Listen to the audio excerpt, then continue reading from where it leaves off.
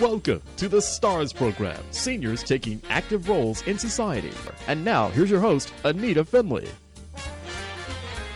It's my pleasure to bring on William Hayes, the producing artistic director of the Palm Beach Dramaworks. Now, I always talk about this theater as the finest theater. The productions that they do there are spellbinding. They're ecstatic. I mean, I don't know how you, William, find the shows that you put on, and then your sets, and then your actors. I mean, you are such an accomplished director, and yet now you must feel like, what do I do now, right? This is like one big act, and you don't know who's playing it.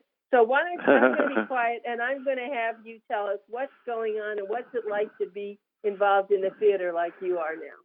Well, first of all, thank you for having me here today, Anita, and for the compliment. Boy, I should call you more often to get an ego boost. Well, I feel that way. I really do. Well, as you know, this is a big slam to all businesses, and in particular, places that people congregate. And I think where people congregate is going to be, the slowest organizations for recovery, because I think once they're through this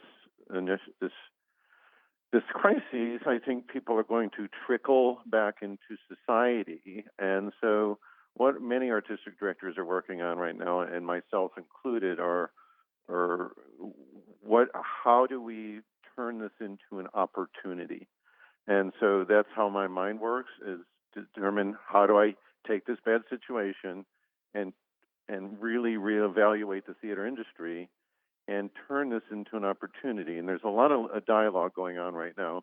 One of the things that I use as a historical comparison is back in the 1950s, the sports arenas were reluctant for the baseball and football to be televised because they were concerned that it was going to affect attendance, when in fact it actually did.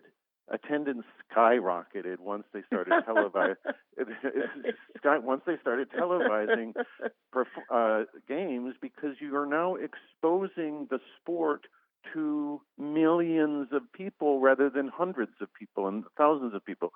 You're exposing it across the country, and it grew in popularity. And of course, it's always more exciting to be there during the game, just like it's more exciting to be in the room and having a communal experience watching theater.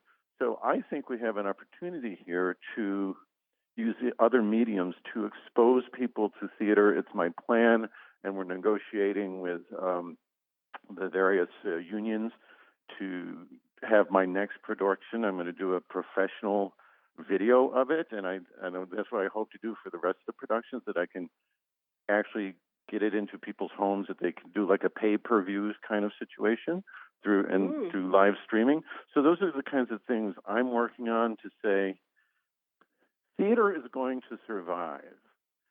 Theater has survived hundreds of years and has been through many plagues, and theater people always came back. But it took time, and theater is not going to die. It's just going to change. And so what does that mean? Of course, we have to ensure safety when people come into the theater, whether that means providing masks or sanitation or cleaning the theater in between performances, and those kinds of things that we'll have to implement so patrons feel safe coming back.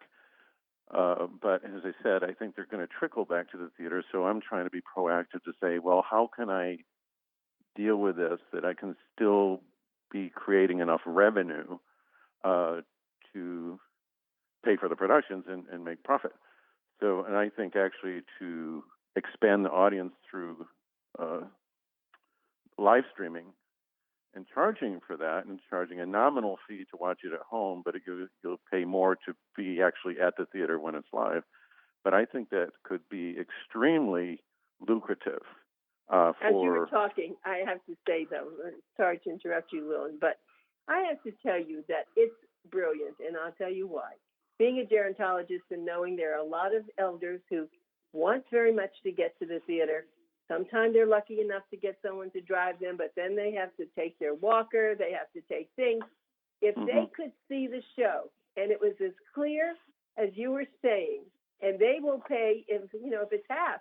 They'll pay for it. And if they can get to the theater, they will. But you are doing what you talked about with the sports people. I think you're opening up to people who probably never have even been to the theater, and now they're going to see your extraordinary work. What do you think? Yeah, absolutely. And it's about, instead of the audience diminishing after this crisis, I think we have an opportunity to expand it, but expand it because we're bringing it into their home. But how do you got to put some controls on that so they're not just sharing it with everybody and all their friends for free. So, for example, I saw the other night from my home, I got word of a Syracuse stage production of Amadeus, so I visited the Syracuse stage website. I paid $35, and I could watch this video, and I could watch it only once because there was certain security codes. And I watched it, and I had a great experience on a big screen TV, and I was watching a recorded production, and it was worth every penny because it was also professionally filmed.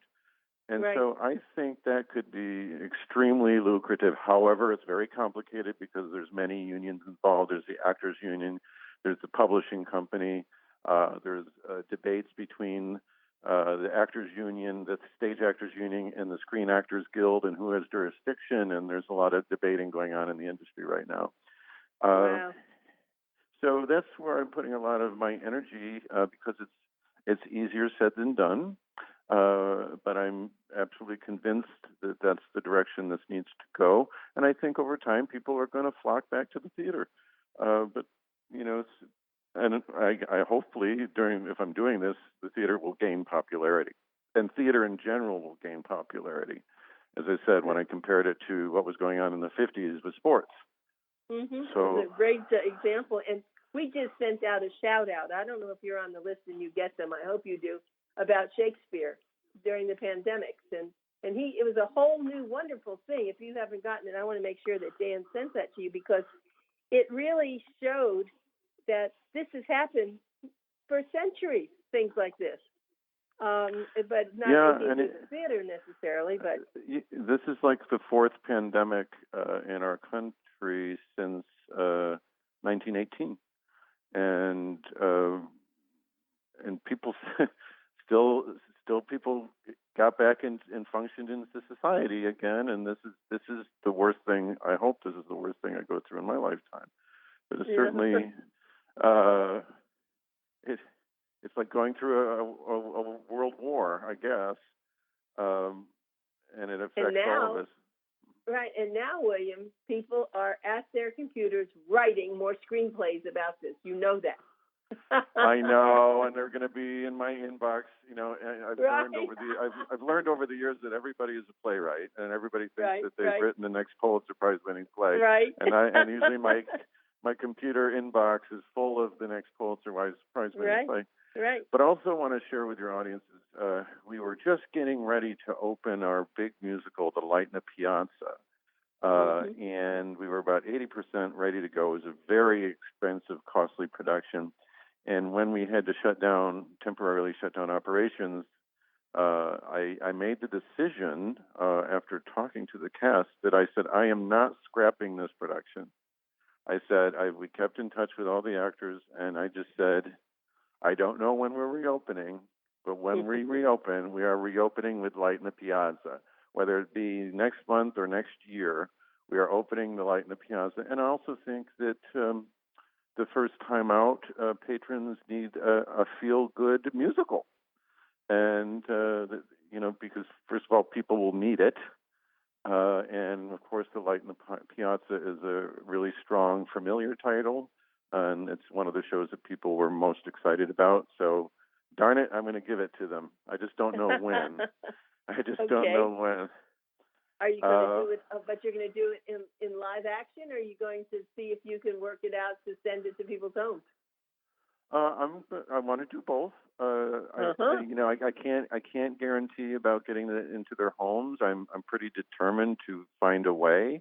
But as I said, there's a lot of other moving parts here that I have to work through, and doing a lot of negotiating. But I'm absolutely convinced that eventually this will be a way of life, and it will be a good thing for theater.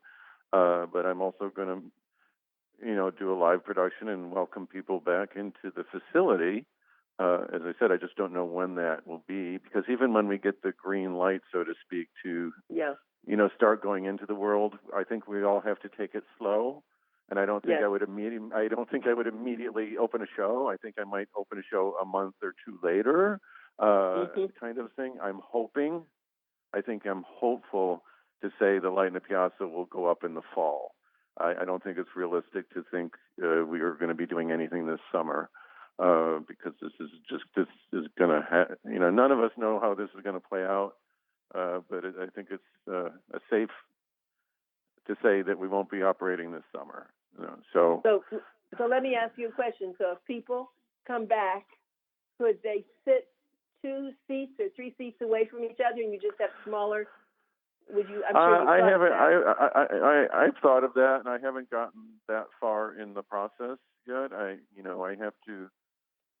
Obviously, we just have to wait until the next several months to see how this plays out, and then get a better sense of what safety means, and then we'll make those determinations of. Certainly, we want to give patrons the safest environment we can. So I don't know what that means today, because we still don't know enough about the virus. We're getting a lot of different information because the doctors and scientists are still trying to figure it out. So I don't think I can adequately give you an answer on that one right now. Well, that's okay. So I guess my other question really is, do you know anyone that has gotten the coronavirus? I know several actors who have lost loved ones in New York City. Oh, really? Of course, really? I know a lot of New York-based actors, because we use a lot of them, and there's been lots of loss in family and friends. I don't personally know anybody that's even sick, thank God. But I also want to share with your audience something that's really important to us as an organization. We are not soliciting anybody for funds. I think there's many nonprofits that are soliciting patrons, saying, we need you now more than ever. And I don't think that's the right thinking. I think our patrons actually need us right now. So we have done a campaign with our staff that we've contacted donors, we're contacting volunteers, we're contacting patrons, just giving them a phone call and saying, how are you? Are you okay? Number one, because nobody's thinking about who they're going to write a check to right now, because they're worried about their safety and well-being. And that's now our responsibility to give to the people that have given to us over the years. Now it's our time to give back. And starting Monday, we're going to start a live play reading series. I think you've actually attended yourself in the Studio Theater. Yes. Right? It's called Drama in the Works, where we're doing readings of new plays. We're going to offer it for free every Monday night at 7 o'clock, that you can go on your computer and watch a live play reading, and I'm giving it to you for free. And you're going to see a lot more. You're going to see a lot more things like that are free to the community that we're going to be doing live. And tell us now, so when people listen, what do they go on to get there? Well, you'll be able to get I'm doing a release on Monday morning about how to do it, and then at 7 o'clock every Monday night there will be a new reading of a new play, and then we'll find other ways. We'll do through Zoom. We'll do a talk back with our patrons as best we can. Now, keeping in mind hundreds of people may be watching this, we're not going to be able to take all questions, but we'll have an opportunity that we can screen them and take some of the questions. So we just have an attitude at DramaWorks is now is not the time to be about us. It's to be about you. And then later when we reopen, I think the patrons are then going to be there for us. So, but now's not the time to say we need you, because it's a time that we have to give. So that's our attitude. Thing, that's beautiful, William. And the other part about this is that I know you've been doing the play readings, and now you're going to show people what they are. Maybe they haven't gotten there. And now, like you said, with the sports people. Now they'll come, but now they're going to expect to see that on Monday nights on their computer. Yeah, I actually think it's again, I say we have to take this bad situation and turn it into an opportunity. And now people are idle at home, and we have an opportunity to expose people that wouldn't normally be involved in new play development and get them excited about it and get them to participate in the process of developing, plays and storytelling. So, and I think ultimately it will build an audience, and it will just continue to get larger because people are going to start talking about it, and then it's going to eventually down the road help to get us to gain patrons. True. Because so then they'll start coming. Then more then they'll want to come to DramaWorks over time. Definitely. And I think it will increase our audience. And by the way, we are so fortunate at DramaWorks because we're in our subscription renewal period, and it has not slowed up. We get batches of subscription renewals every single day in the mail. We're actually ahead of where we were last year. No kidding. And donations are up. And I also want to say that we have operated responsibly for 19 years. We've always operated in the black, so we have a healthy reserve fund. So, DramaWorks is going to survive this because we're going to change, but we will survive. But and we'll try to help. I think what's also beautiful in the industry right now is we're all really coming together as colleagues and talking on a weekly basis and trying to brainstorm with each other. And it's during times like this that people's true colors show, and you learn that there's more good people on this planet than not, and that people are inherently good, and it certainly is showing these days. Yes, there's people who are loud, but most of us speak loudly with our heart. So that's beautiful. That's beautiful. Yeah. Well, let me tell everybody, when you're listening here, this is William Hayes, and William is the artistic director of the wonderful show, wonderful place, Palm Beach DramaWorks. It's downtown, right on Clematis Street, right by. It used to be a fountain there, but right downtown. And let me give you an address. It's 201 Clematis Street. Let me give you a phone number so you can, if you have been a subscriber, you'll want to call and resubscribe. If you haven't been, you're going to want to subscribe. And the number is 561-514-4042. Again, 514-4042. And their website is palmbeachdramaworks.org. palmbeachdramaworks.org. And we certainly do compliment him and his wonderful wife, who is the executive director. And she, I have to tell you, I, of course, used to attend your very nice, wonderful shows when you were in that tiny 99-seat theater. Yeah. It was great, and we were right up front, up close, but it was due you to now have this fantastic theater and the kind of work you do.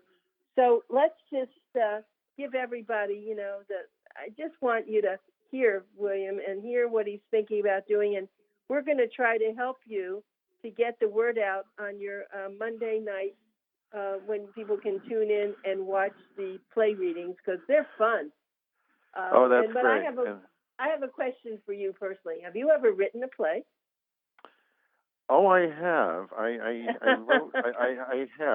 have written a play. Okay. In fact, it was published, and it won. It was also the winner of the Southeastern Theater Conference Playwriting Award.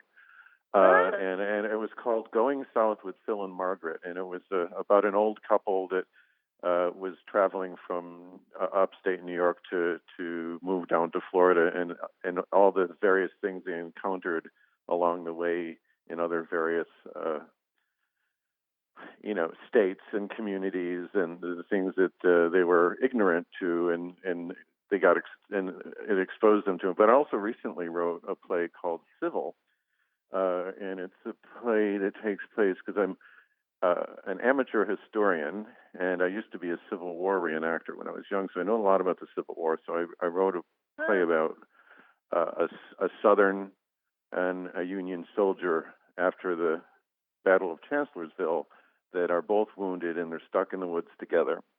And it ultimately becomes a play about civility, and that we are more alike than we are different, and don't judge a book by its cover, and don't make assumptions about each other. And these two men come together. They start as enemies, and they become brothers by the end of the play. Wow. That's a play called Civil. So to answer your ever, question, yes, but I would never. Why would you never produce this one? I love. I would never produce my own play because I don't ever want to appear to be self-serving. But I would send it out to other colleagues and give them that opportunity. But I don't think that's appropriate for me to produce my own work.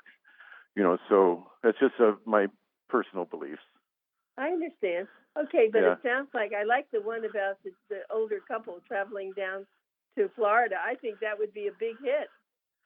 Yeah, it's kind of a comedy because they live in a small town in upstate New York, which is where I'm from, and they have that. They lived in that little bubble their whole life, and they never really traveled. And now they're getting exposed to, everything from either getting exposed to racism and all those things that are going on in the real world that they were kind of ignorant to. So, and seeing real poverty and also taking in the beauty that's in the country, because there's things we take for granted, and that's I think during this period, and it's not related to theater, I guess, but I'm taking in nature like I never have before. Right. And, to notice a beautiful tree or have breakfast out on my back patio because we're stuck at home and I don't even usually eat breakfast. But now I'm listening to the birds singing their morning revelry. Right. And it's like, look at all those beautiful birds, and I wasn't noticing them before. That's right. That's what's happening to everyone. In fact, I heard on NPR that there are, I don't know if they're seismologists, but there are people who are examining the Earth and the difference in the quietness now. The Earth is really less active, and they're seeing that. And birds are coming back. There's all sorts of things are happening because of this. So you're absolutely right. And although there's a lot of horrible going on and a lot of death, there's some good things that are happening. Yes. Because I think people are coming together and people are being more loving than they were before, and we're learning what the real priorities in our lives are. And I think someone society. Just brought out. Yeah, but William, sorry to interrupt you again, but someone also said they were amazed there were not more burglaries and break-ins that normally happen when there's a serious crisis. Right. So that's it. You asked about playwriting, so I answered. Well, I'm glad you did, and I hope someone will find that. And has it been produced down here? Or on the No, and I'm not going to even send it out to anybody right now. Now's not the time to try to promote my own stuff. Now I need. Now, as I said, now I'm focusing on taking care of other people and taking care of my organization, and so I'm not going to, solicit anybody to do my work. So eventually, over time, I will, but it's certainly not a priority. Okay, so now my other question, and I know that this is just kind of the bookkeeping of a theater like yours. So when you have actors down here, do you have to put them up in hotels and you have to feed them? Well, again, most of them are union actors, and so we have to provide transportation and housing, and we do. We are on an annual lease for apartments, and that is also something we did with Light in the Piazza, when I had to go into the cast and tell them. They knew it was coming. They thought I was going to axe the production, but I actually went into them and I said, I'm going to give all of you 2 weeks severance package. and I'm not giving up on this show. And I said, as a matter of fact, if you're too nervous to go back to New York, I'm going to let you stay in our housing for as many weeks or months that you need for free. Wow! And because I still had to pay for it anyway, because I'm on an annual lease.